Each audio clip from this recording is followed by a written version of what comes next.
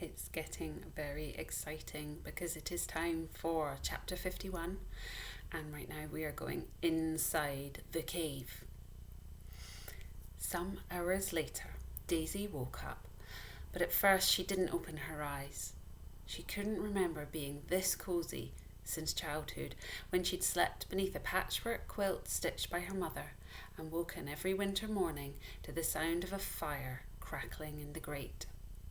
She could hear the fire crackling now and smell venison pies heating in the oven, so she knew she must be dreaming that she was back at home with both her parents. But the sound of flames and the smell of pie were so real, it then occurred to Daisy that instead of dreaming, she might be in heaven. Perhaps she'd frozen to death on the edge of the marsh. Without moving her body, she opened her eyes and saw a flickering fire and the rough-hewn walls of what seemed to be a very large cavern. And she realised she and her 3 companions were lying in a large nest of what seemed to be unspun sheep's wool. There was a gigantic rock by the fire, which was covered with long greenish-brown marshweed. Daisy gazed at this rock until her eyes became accustomed to the semi-darkness. Only then did she realise that the rock, which was as tall as 2 horses, was looking back at her. Even though the old stories said the Ickabog looked like a dragon or a serpent or a drifting ghoul, Daisy knew at once that this was the real thing. In panic, she closed her eyes again, reached out a hand through the soft mass of sheep's wool, found one of the others' backs, and poked it. "What?" whispered Bert. "Have you seen it?" whispered Daisy, eyes still tightly shut. "Yes," breathed Bert. "Don't look at it." "I'm not," said Daisy. "I told you there was an Ickabog," came Martha's terrified whisper. "I think it's cooking pies," whispered Roderick.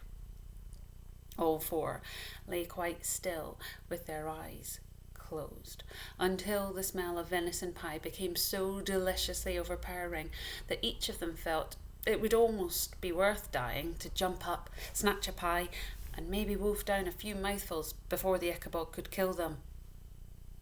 Then they heard the monster moving. Its long, coarse hair rustled, and its heavy feet made loud, muffled thumps. There was a clunk, as though the monster had laid down something heavy. Then a low, booming voice said, "Eat them." All 4 opened their eyes. You might think the fact that the Ickabog could speak their language would be a huge shock, but they were already so stunned that the monster was real, that it knew how to make fires, and that it was cooking venison pies, that they barely stopped to consider that point. The Ickabog had placed a rough-hewn wooden platter of pies beside them on the floor, and they realised that it must have taken them from the frozen stock of food on the abandoned wagon. Slowly and cautiously, the 4 friends moved into sitting positions, staring up into the large, mournful eyes of the Ickabog, which peered at them through the tangle of long, coarse, greenish hair that covered it from head to foot. Roughly shaped like a person, it had a truly enormous belly and huge, shaggy paws, each of which had a single, sharp claw. "What do you want with us?" asked Bert, bravely. In its deep, booming voice, the Ickabog replied, "I'm going to eat you, but not yet." The Ickabog turned, picked up a pair of baskets, which were woven from strips of bark, and walked away to the mouth of the cave.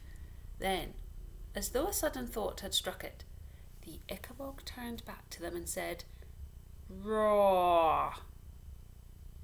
It didn't actually roar. It simply said the word, The 4 teenagers stared at the Ickabog, which blinked, then turned round and walked out of the cave, a basket in each paw. Then a boulder as large as the cave mouth rumbled its way across the entrance to keep the prisoners inside. They listened as the Ickabog's footsteps crunched through the snow outside and died away.